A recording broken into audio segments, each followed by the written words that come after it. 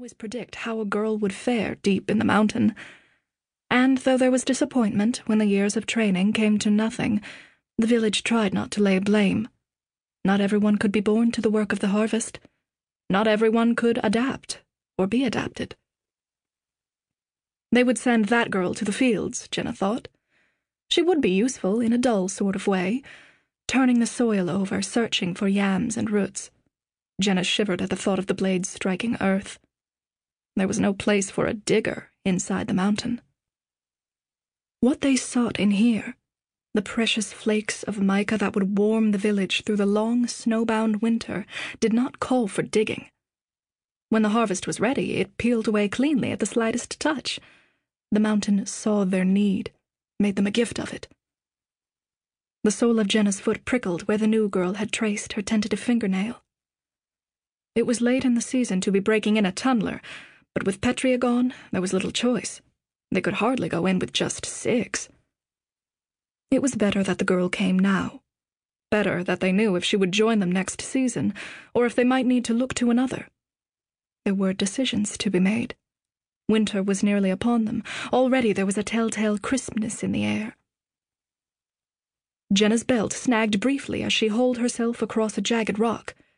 What few supplies she carried, a knife, a pouch, a flask of water, some straps of dried meat, were bound tightly against her side, so close they might almost have been part of her. Just ahead, the space appeared to widen a little. Her eyes strained into the gloom.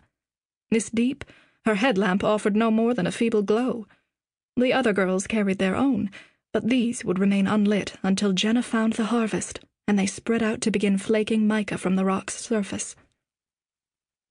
Although it was the mica's warmth that kept the village alive, its light was useful too. When the line tunneled, it was mica chips they used in their lamps.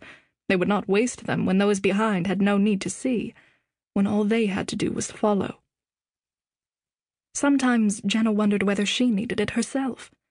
Perhaps she might make her way just as surely without the light. In her mind's quiet eye, the network of caves and interconnecting passages, the crevices and cracks through which the mountain allowed them entry, shifted this way and that, an invisible map remaking itself with every piece of ground. There were real maps back at the village, a patchwork of pages the mothers insisted Jena add to after each harvest. Though she did as directed, she had no use for them herself. Their simple, flat surfaces could hardly speak for what was inside the mountain. The maps in her mind were complex and beautiful, intersecting and flowing across one another like living, growing things. But there was no way of getting them onto the page. These days each harvest carried them into new territory. The surface mica was long depleted, the shallow tunnels stripped generations ago. It was said that in the first years after rockfall, in the time of the mother's great-great-grandparents, the line could go in for an hour and return with full pouches. But even if those stories were true, those days were long past. Every harvest called for them to go deeper and darker. As if to underscore the thought, Jena's lamp flickered, then dimmed. She reached into her pouch for another chip.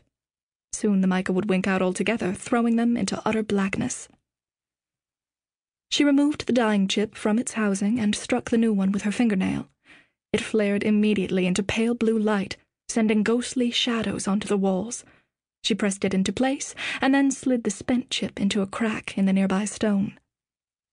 It was the simplest of gestures. Another girl might have tucked the chip into her pouch, carried it back to the village. It would not have been odd to do so, for spent mica had many uses. It could be hammered flat, rolled into sheets of metal, from which things like tins and cooking pans were made.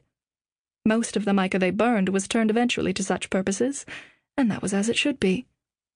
In the closed world of the valley, waste was a luxury they could not afford. But it felt different when they were tunneling. In here it seemed right that she return it to the mountain. She crawled farther, feeling the stone walls recede around her, the sense of a weight easing off her shoulders. She raised her head, throwing the anemic glow from her lamp into the space in front of her. It was a junction, a curving of the passage, one path to take, the other to pass by.